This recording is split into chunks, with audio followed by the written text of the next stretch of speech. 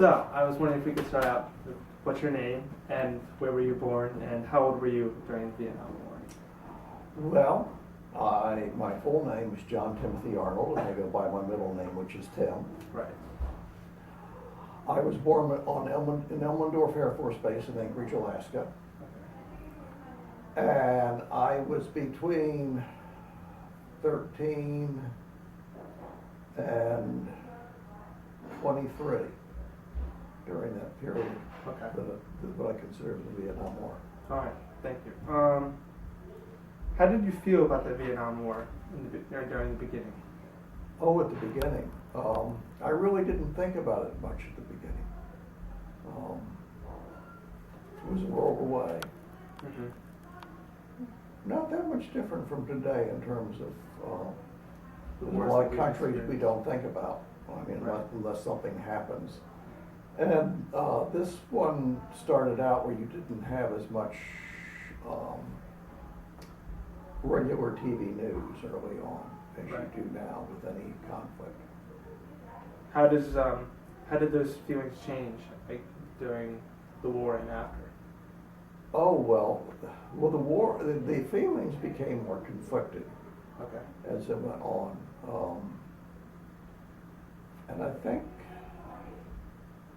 think it was very typical.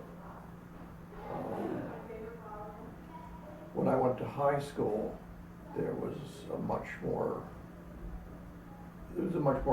confident feeling in the justification for us being there.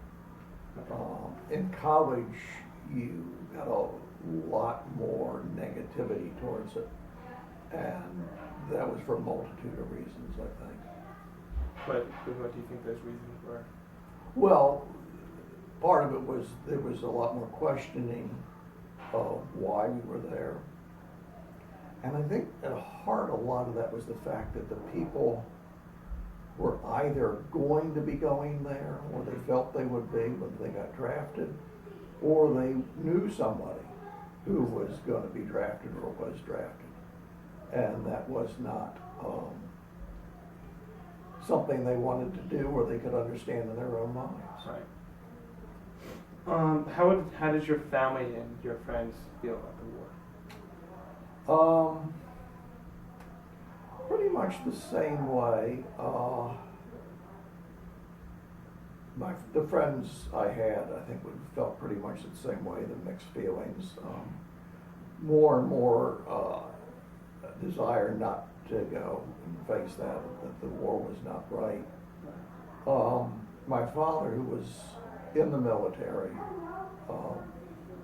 active military and then retired, I don't think was ever very satisfied with it. He never talked much about it.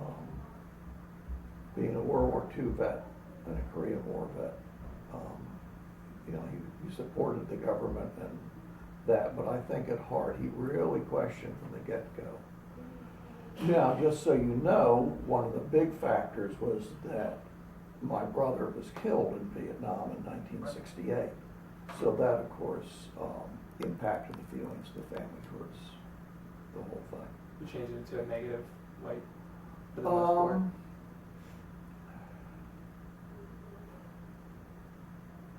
I'm not too sure if it was a matter of changing it towards a negative rather than simply a bigger questioning of Whether it's right. what the whole thing was, of whether or not just the war per se, but the concept of how it was conducted. I think that at heart was questioned. How did the war change the way you went about daily life at all for you and your family?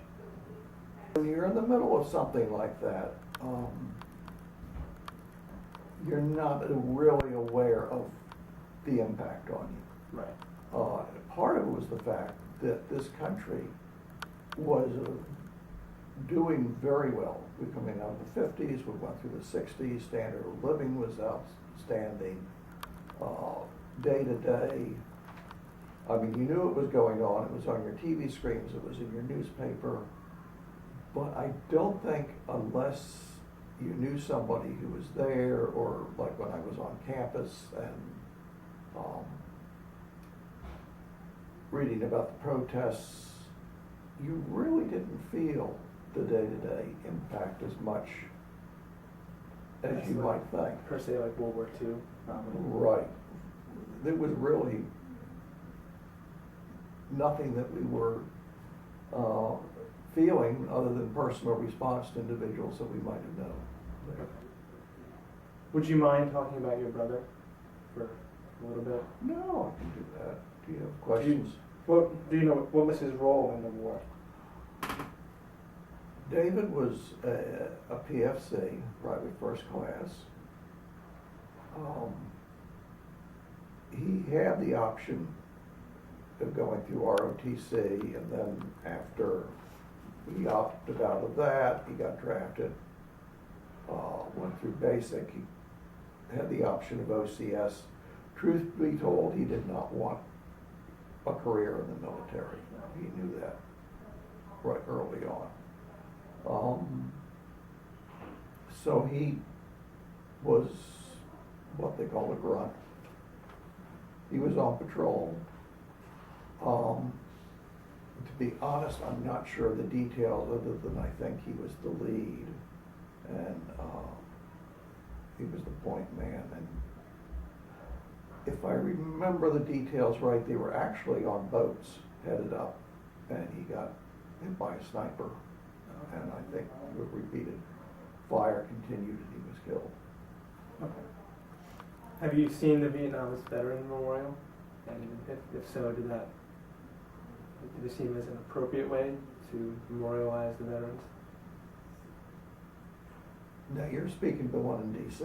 Yeah. Okay. It is obviously very meaningful for a lot of people.